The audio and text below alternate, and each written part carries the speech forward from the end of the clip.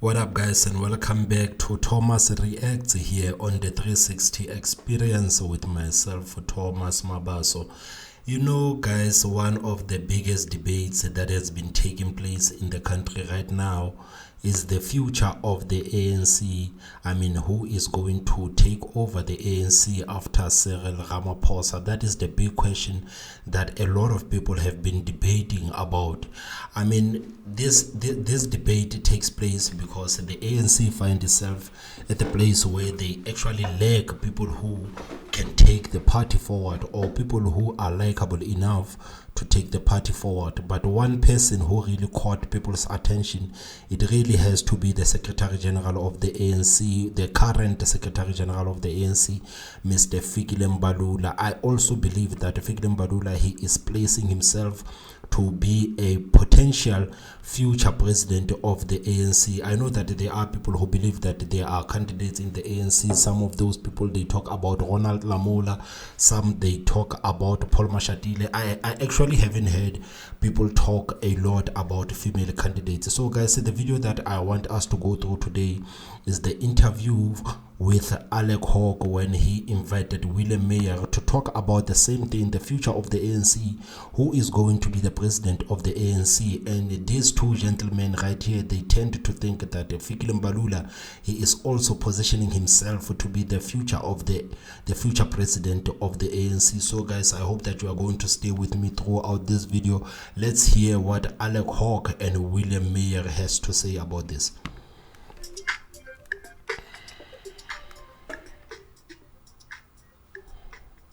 William, good to be talking with you, and a great column that was.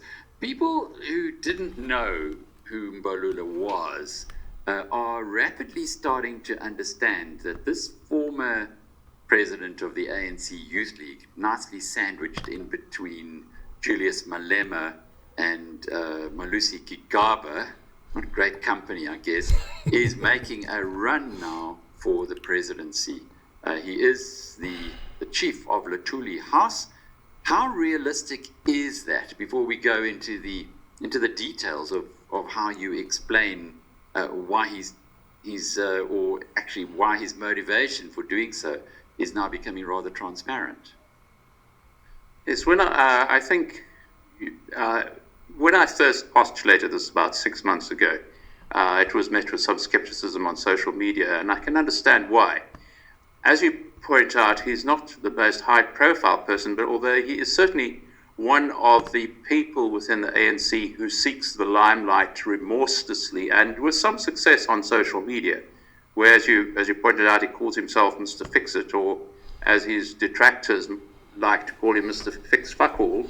And in a sense, I think his record as within the ANC as a minister of sport and what was he then, transport, I think, is very poor. So for all his posturing about fixing things, his record itself is most uninspiring. He's the old saying about empty vessels making the most noise. Fikile is a great example of that. So he's become known, and of course now he occupies a very, very powerful position with the ANC, because the ANC has these two poles of power, two sources of power. There's the Luthuli House and there is the Union Buildings, the presidency and the president of the ANC. And there is always this tension, but I think what we're seeing happening now within the ANC is that Fikile is flexing his muscles within the Luthuli House. And the Luthuli House is powerful. That is where the recall notices are issued from. So when Mbeki was recalled, and if and when Ramaphosa is recalled, that is where the process will be set in motion. So the president is always looking over his shoulder slightly towards Luthuli House and seeing what's happening.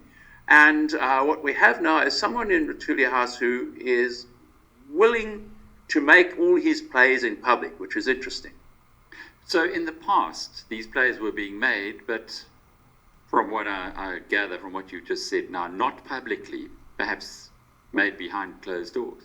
Yes, I think much more behind closed doors. There's always this tension.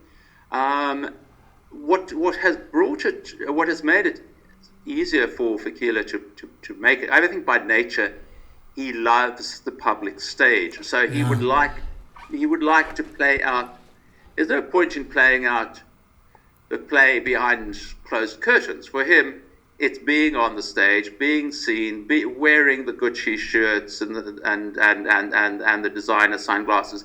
It is what. And guys, there's nothing with wearing Gucci shirts and designer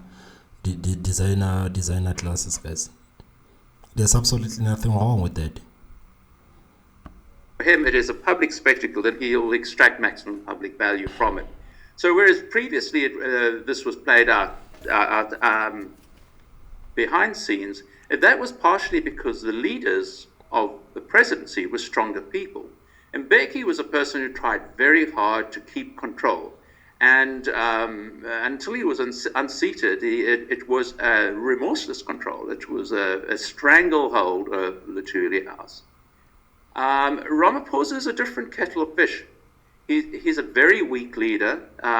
He is a leader who looks uncomfortable in the position. He looks really unhappy in the job. I think it's not out of bounds to speculate that as soon as the election's over, he'll bow out or be bowed out.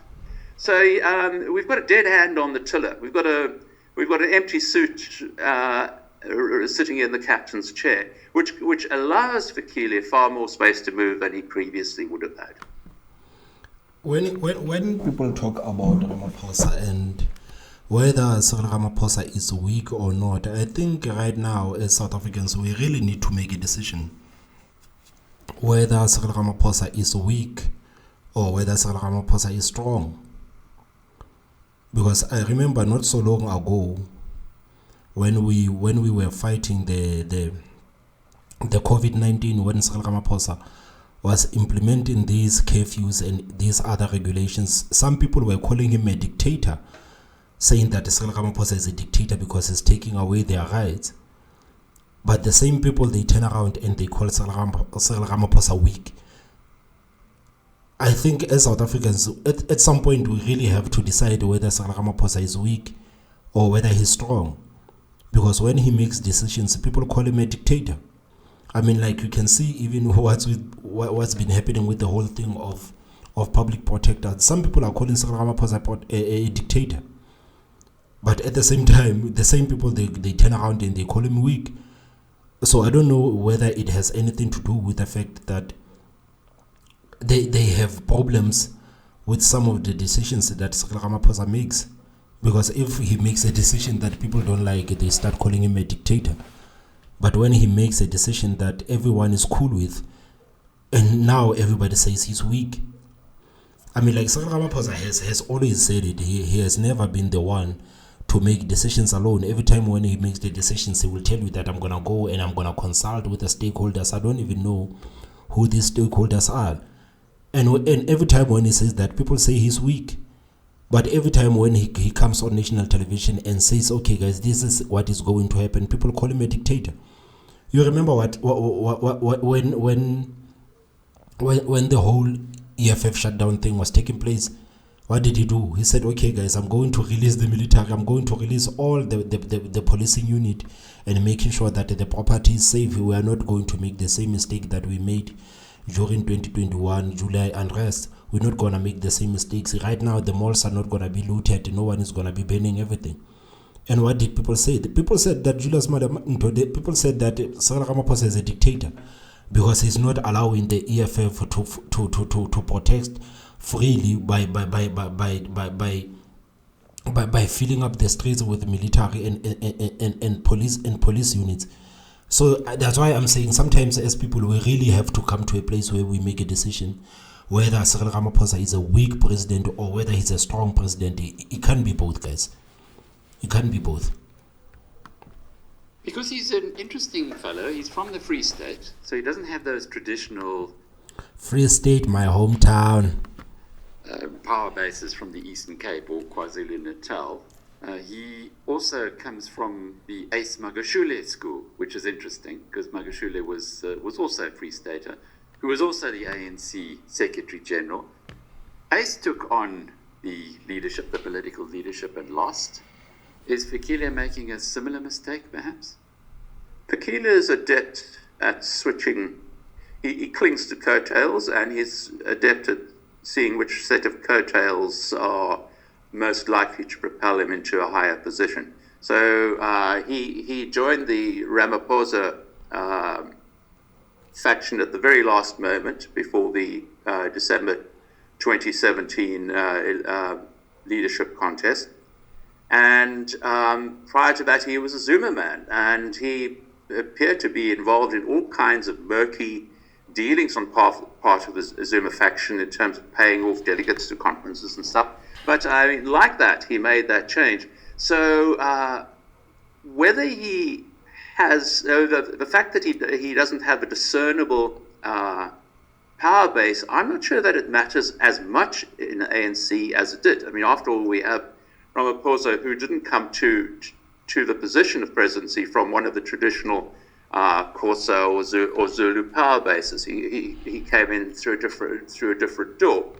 I think there is such a hankering within South Africa for leadership that I think there's a seductiveness to Fikile. I mean, he is a seductive guy, you know. Of course. When he talks about you shouldn't be putting up statues. I mean, what is wrong with you? This country is in deep trouble. Your communities are poor and starving and desperate for service delivery. Why do you put up statues to Mandela? Is it really necessary? Or why are you sponsoring football clubs? It's absurd.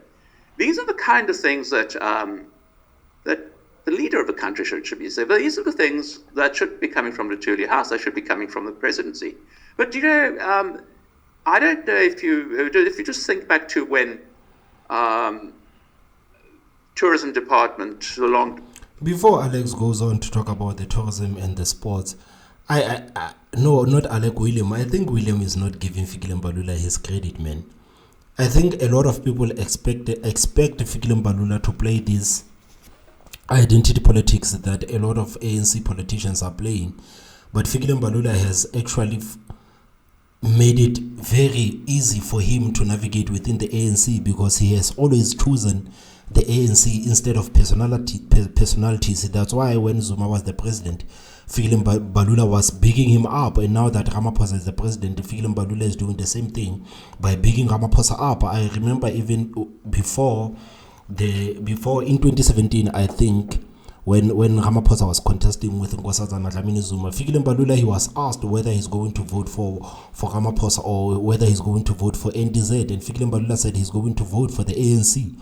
So I think every president would like and would love to have someone like Fikile Mbalula at his back, because if there's one person who really loves the ANC, it has to be Fikile Mbalula. Fikile Mbalula right now, he's single-handedly defending the ANC from all the attacks right now that we see that people are launching at the ANC. So I think we really need to give Fikile Mbalula his credit when it comes to actually playing this game by not following personalities but by following the party, because he knows that if the president comes in and I'm in favor of that president, I'm going to be good. So Fikile Mbalula, we really have to give him his credit, and the fact that he is where he is and the public knows him this much, I think we also have to give him this credit, because I also believe that Fikile Mbalula has been playing a game all along. I think all these years Fikile Mbalula was building up to a position that he is right now, because if you can look that Fikile Mbalula is one of the few ANC leaders who are known by young people, who are known by elders. Fikile Mbalula is known by everyone. So even if he wants to run for the ANC, it is not going to be hard for him, because a lot of young people, they know him and they can relate to him, and a lot of old people, they know him and they can relate to him. I think he has also played that part throughout the years to put him in the position that he is right now. I don't believe that Fikile Mbalula is going to contest Cyril Ramaphosa, but I believe that after Ramaphosa, Fikile Mbalula is at a position where he has positioned himself to actually run for the president of the ANC. And if he runs for the president of the ANC, chances are he might win because he's charismatic. People are listening to Fikile Mbalula. I know that a lot of people, they tend to disagree with some of the things that Fikile Mbalula says, but at the end of the day, people listen because he's charismatic. It's just like Donald Trump. Whether people like him or they hate him, but when Donald Trump gets on stage, people listen because you don't know what might come out of his mouth. Just like Fikile Mbalula. Fikile Mbalula is playing the same game because the young people, they love him. They love listening to him. They love laughing at the things that he say. Even the older people, it's still the same thing. So Fikile Mbalula, I would honestly like to give him credit for playing this game and for positioning himself to possibly be the president of the ANC in the future. The departed minister, his name escapes me now, wanted to erect this 200-meter flagpole. It simmered on and on for 6 months, in and out of cabinet. It was discussed in cabinet, and Ramaphosa never put his foot down or indicated his displeasure or what a stupid idea it was. It was only when it became public and the public outcry was, people were outraged at the concept. Only then did Ramaphosa actually dare say, well, this is not a good idea. So what we have indication on even the most minor issues, Ramaphosa is unable or unwilling to exercise any leadership. So here comes Fikile and says, it's not how you do things. Stand up straight. But how would people like Ramaphosa to exercise leadership? Because that's what I said earlier. If when Ramaphosa actually leads and make decisions, people disagree with him and they start calling him names. So what kind of leadership would people actually be happy with from President Ramaphosa? What kind of leadership would people be happy with? Because he's not someone who's always on television talking. He always gets on television when he has something to say. So what kind of leadership do people actually expect from Cyril Ramaphosa? Because I think it's hard for him. Because when you make decisions, people call you a dictator. But when you let things go, or when you let things go to with procedure, like people they call you weak. They say you can't make decisions. Ramaphosa has been criticized for years for being weak, for not being able to make decisions, for being indecisive, and for all of these things. But at the same time, people still turn around and they call him a dictator. So I think it's quite hard for him. Even if I don't know if he cares, but I think it's quite hard for him, because these are the people who are in the media. These are the people who are shifting the narrative. One day Cyril Ramaphosa is weak, and one day Cyril Ramaphosa is strong. Right, Gordon, pull yourself together.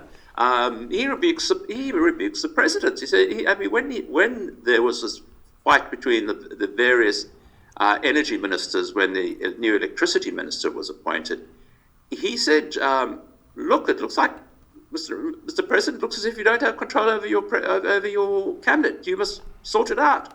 In other words, putting the president on notice. So whatever the quiet power was between the Turley House and the presidency is now a very public vying into a vacuum, because there's no resistance yet from the presidency. But at some stage, Ramaphosa will have to stand up to the Turley House, and then we'll see what happens then. It's so interesting. Just take us through what happened with that football sponsorship, because the different reactions from Ramaphosa and Mbalula, as you explained in your column, kind of tells the whole story. Yes, so the football sponsorship for Royal AM, the Pietermaritzburg club, the amount of 27 million that they're going to sponsor over at the city of choice, the so-called city of choice, one of the dirtiest, filthiest, failing cities in the country, which has a lot of competition, but it's doing well in that particular stakes. They've committed 27 million over 3 years, and it so happened that the announcement was made a few days before Ramaphosa was in the city doing a kind of a walkabout, and he met with community leaders and ordinary people, and the refrain throughout these meetings was, please, the city is failing us. It's not doing things. It's not carrying out its mandate, and it needs to be sorted out. It was extraordinary to me the degree to which Ramaphosa was out of touch in his response. His response was to take it to move away from the local level, not to talk about just about your city council just about waste 27 million. It was rather to say, but we have the best government in Africa with the best record of looking after its people. Whereas, as we spoke of earlier, Fikile said, this is rubbish. Don't be putting up statues. So this dichotomy, there's a massive difference. It's a president. It seems almost inconceivable to me that Ramaphosa can really be that out of touch with what ordinary, essentially ANC voters are feeling and experiencing. And how does one become so out of touch? I mean, the job of president, you're dealing with national and international issues. Maybe his mind has been on his very close relationship with Putin rather than what's happening in the ground. But there's a massive danger in South Africa in a pre-election period for an ANC leader to be so disconnected from the depth of antipathy towards ANC failure among ANC voters. It's so interesting, that Royal AM, the justification from the Msunduzi municipality, and as you mentioned earlier, they are bankrupt, so it's not like they got money to throw away, was that the other team that they sponsored for the last 10 years, Maritzburg United, has gone down a division. They've been relegated, so let's keep someone in the Premier League. It's quite extraordinary. William, has he got a shot at it? Has Mbalula got a shot at the presidency? You've explained in your column that you believe that he's a highly successful and relentless self-promoter, your words. You believe that he is pretty self-absorbed, egocentric, but he has at least come out and made the kind of statements that perhaps are going to be popular amongst the populace. Do you think he's got a shot at beating out Paul Mashatile and the other front runners to succeed Ramaphosa? Okay, before William answers that question, I honestly don't believe that. I don't believe that Mbalula is going to run against Mashatile and Lamola and Ramaphosa, essentially. I personally, I don't believe that. But whether does Fikile Mbalula has a shot to become an ANC president, I honestly believe that Fikile Mbalula has a shot, but not right now. I don't believe that even right now he can, or he's even interested in running against Cyril Ramaphosa. But when it comes to the question of whether does Fikile Mbalula has a chance of becoming an ANC president, I believe that Fikile Mbalula is the only person who has a clear chance of becoming an ANC president after Cyril Ramaphosa. I don't believe that he's going to contest it when ANC goes to the conference now, but I believe that when Ramaphosa gets out, I think that is going to be his chance to actually run for the presidency of the ANC. And from how popular he is and how likable he is, just like Williams already said, that Fikile Mbalula is quite a character, and we know that if you want to run for the presidency, like, as much as you need to be qualified, as much as you need to understand all of these policies and all of this, you need to be a likable character. People need to like you. People need to relate to you, and I think it is so easy for Fikile Mbalula because he's quite charismatic, he's funny, and at the same time, people, they can relate to him, even though that sometimes he might say things that people don't agree with. But Fikile Mbalula, they can relate to him, because when you look at Paul Mashatile like is this serious, quiet guy. I don't believe that he's popular in the country. I know that he might be popular within the ANC, but I don't know, because running for the presidency of the ANC and running for the president of the country, there are two different games. But within the ANC, I believe that, okay, maybe Paul Mashatile has a chance, but when it comes to actually running the country, to running to be the president of South Africa, I believe that he's going to have a bit of problems. But Fikile Mbalula, I swear, Fikile Mbalula, if he becomes the president of the ANC will be energized again, just because of how charismatic he is as a leader. I really can't answer that, honestly.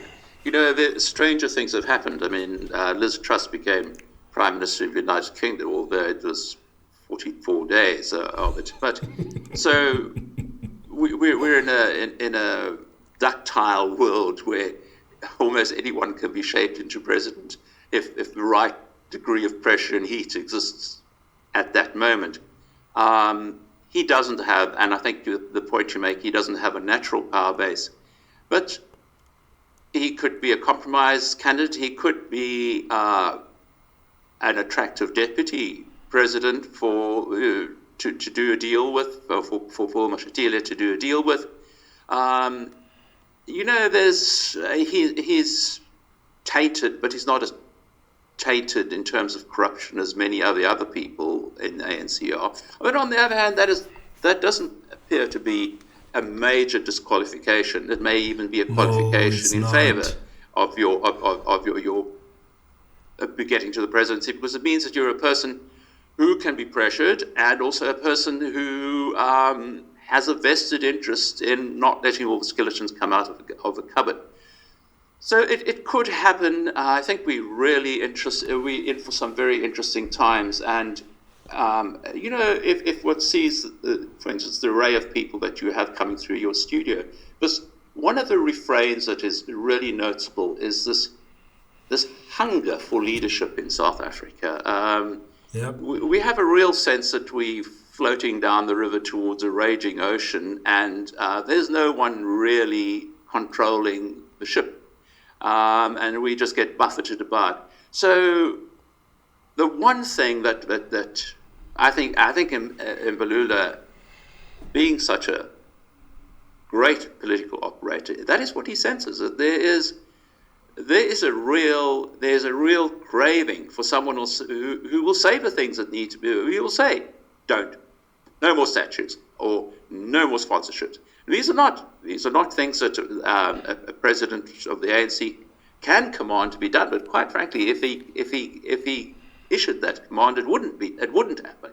So there's certainly, I think there's this craving for leadership, and there's not only an emotional craving; it's very practical reasons why we need leader. I mean, Ramaphosa, to me, it's astonishing how resilient his reputation has been, considering how little he's achieved. And I think it's this incredible fear of who the hell would come next. So by that measure, Fikile is not unattractive. He's not as stained and grubby a figure as so many of the others are who vied for the same job.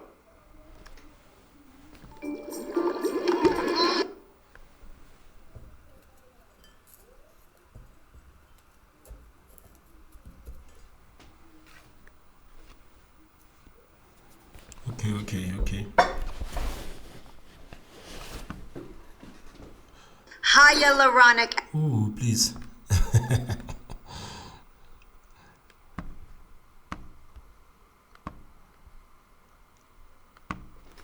Just the last point, and it was interesting to notice that Mbalula in your column supports Putin. We heard the same. And guys, this whole thing of Fikile Mbalula and Paul Mashatile, I want you to tell me on the comment section, if Paul Mashatile was to run against Fikile Mbalula, who do you think the people would vote for? I mean, let's say within the ANC structures, maybe let's say Ramaphosa is not there and it's Fikile Mbalula and Paul Mashatile. Who do you think people would actually vote for? Who do you think the ANC structures would vote for? Or maybe in the country. But I don't believe that. Paul Mashatile is too quiet, man. Paul Mashatile is not charismatic. He has this robot type, and he's quite scary, man. You saw what his security guard is capable of, man. People are scared of Paul Mashatile, man. I will never go anywhere near Paul Mashatile, man. His security guard is vicious, man. Refrain from Julius Malema. However, Mbalula is very anti-EFF, which is something that we're seeing increasingly now coming from the ANC, concerned about the EFF. The veterans were outraged at what Malema had to say over the weekend. How's that likely to play out, given that the ANC will be looking for a coalition partner come 2024? Let's just say that Mbalula gets his wish. He becomes the de facto president of the country. Is his attack of the EFF now what he really believes, or what the party really believes, or is it perhaps just a stepping stone towards something else where they might get together? But guys, when it comes to coalitions, I think as much as parties like the DA coming out and saying that we will never work with the EFF, and the ANC saying I will never work with this guy, and the EFF saying I will never work with this guy, but at the end of the day, I think all of these parties are going to work together, man. Because these people, what they love power. So they are going to combine their numbers. So it doesn't matter whether Fikile Mbalula loves the EFF or whether Fikile Mbalula loves Julius Malema, but when it comes when it's time to make those decisions, and if the ANC can continue running the country with the help of the EFF, I don't think it will be any problem from Fikile Mbalula, or anyone in that matter, even the DA still. I think all of this talk is just because we haven't gotten to a point where people have to make decisions. But if they are going to make decisions, they are going to be forced to make decisions next year. They are going to make those decisions that they said they are not going to make. Even the DA, I'm not going to be surprised to see the DA in coalition talks with the ANC, the DA in coalition talks with the EFF. I'm not going to be surprised with these parties talking about running things in coalition, because I know when it comes time to actually make those decisions, it doesn't matter whether you love the certain party or not. You're going to have to ride with it. In other words, is he in the camp that is completely opposed to any engagement with the EFF? I don't think that there is any big camp within influential ANC quarters that is opposed to deal with the EFF. There's a good reason to distance oneself from the EFF now, but when push comes to shove, I think the ANC would do a deal with anyone. Exactly. And there are many people, many fascist-inclined black nationalists within the ANC ranks, lower ranks and voting ranks, who would feel far more comfortable with an EFF deal, say, than with the DA deal. So I think... And you can bet your last dollar, man. If the ANC has to choose between the DA and the EFF, the ANC is going to choose the EFF. I'm telling you right now. If the ANC has to work with the DA or the ANC has to work with the EFF, the ANC is going to work with the EFF. Mainly because of how DA has been conducting things lately. Because I don't think there's any political party, especially between the ANC and the EFF, that is going to have an appetite to work with the DA. As much as William says that when push comes to shove, they're going to work with each other as much as they hate each other. But I don't think there's that appetite with working with the DA. I think the EFF, they can tolerate the EFF.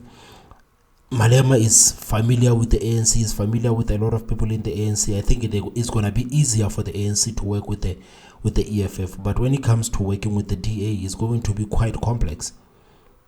Because working with the DA now involves international policy, the BRICS, and all of these things that they are against. And the EFF and the ANC, they share a lot of policies.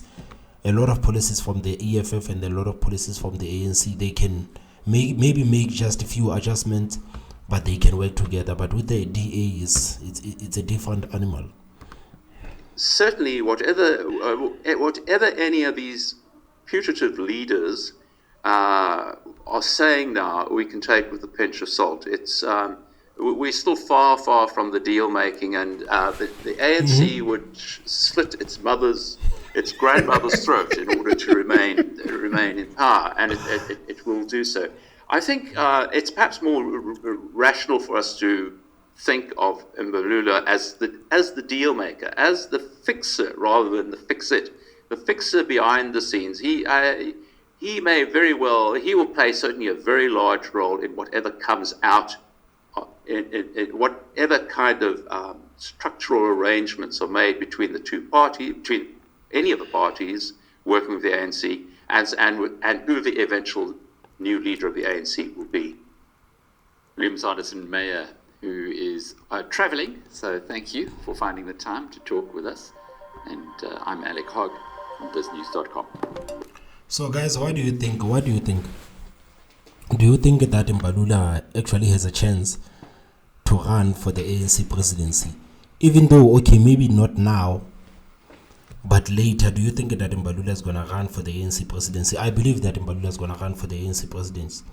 For a long time, I didn't believe, or I didn't actually know who's going to come after Cyril Ramaphosa. But looking at how Fikile Mbalula is moving recently, I can confidently say that after Cyril Ramaphosa, Fikile Mbalula is going to run for the ANC presidency. And chances are he is going to win. So guys, please tell me what you think on the comment section. Please hit that like button, and the most important part, guys, please subscribe. My name is Thomas Mabaso, and I will see you next time. Bye bye.